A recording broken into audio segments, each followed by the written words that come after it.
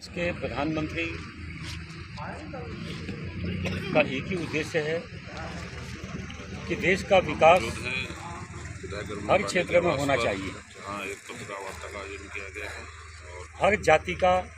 हर समाज का विकास होना चाहिए और विकास का मूल सूत्र है कि प्रत्येक समाज के बच्चों का जो शिक्षा दीक्षा है इसको प्राथमिकता देनी चाहिए। इसी कड़ी में मैं देश के प्रधानमंत्री मोदी जी का, मैं बुक्सा जनजाति इस समाज की तरफ से मैं धन्यवाद देना चाहूँगा कि प्रधानमंत्री जन मन योजना के तहत हमारी विधानसभा से जो प्रस्ताव गया था कि बुक्सा जनजाति की एक आवासीय विद्यालय की आवश्यकता है, उसको केंद्र की सरकार की तरफ से मोदी जी के माध्यम से 2,75,00,000 रुपया इसकी स्वीकृति हो गई है। प्रस्ताव जहाँ जहाँ जनजाति के बच्चे पढ़ते हैं या जो जनजातीय बहुल्य क्षेत्र है, प्रस्ताव सभी जगह से गए थे, लेकिन गदर विधानसभा में हमारी इस प्रस्ताव को स्वीकृति मिली और इस काम को इसलिए किया गया कि जैसे ही दाखिले का समय आता है, अप्रैल मई का महीना, तो उस समय जनजाति जो बच्चे हैं ये अधिकांश आर्थिक रूप से कमज़ोर हैं। हमारे क्षेत्र में आवासीय विद्यालय गोपाल नगर, दुलर भोज, ये 2 जगह हैं और दोनों जगह इतने बच्चों का दाखिला होता है कि लॉटरी सिस्टम से एडमिशन होता है। लेकिन इसके बावजूद भी कई बच्चे ऐसे हैं जो सीट कम होने की वजह से उनका दाखिला नहीं हो पाता था। मुझे ध्यान है कि लच्छी जो हमारा हीरा भट्टभोज है, लच्छी भट्टभोज है, उस गांव से एक सरस्वती नाम की बालिका जो हमारी बेटी के समान हुई, उस लड़की ने मुझे एडमिशन के टाइम में कई बार फ़ोन किया कि अंकल कैसे भी मेरे भाई का एडमिशन हो जाए। हमने कोशिश की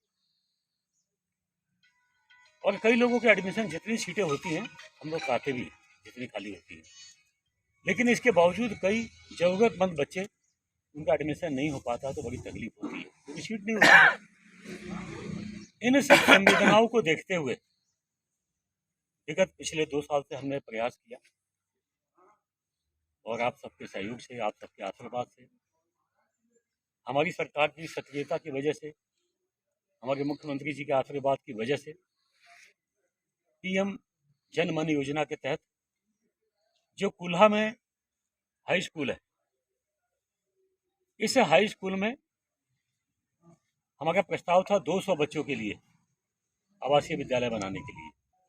लेकिन 200 का तो नहीं हो पाया। 100 बच्चों का, 50 बालक और 50 बालिका का ये आवासीय विद्यालय स्वीकृत हो चुका है, जहां हमने स्टेडियम पहले से बनाया हुआ है। स्टेडियम में काफ़ी संख्या में बच्चे वहाँ प्रशिक्षण लेते हैं खेलकूद का। वहाँ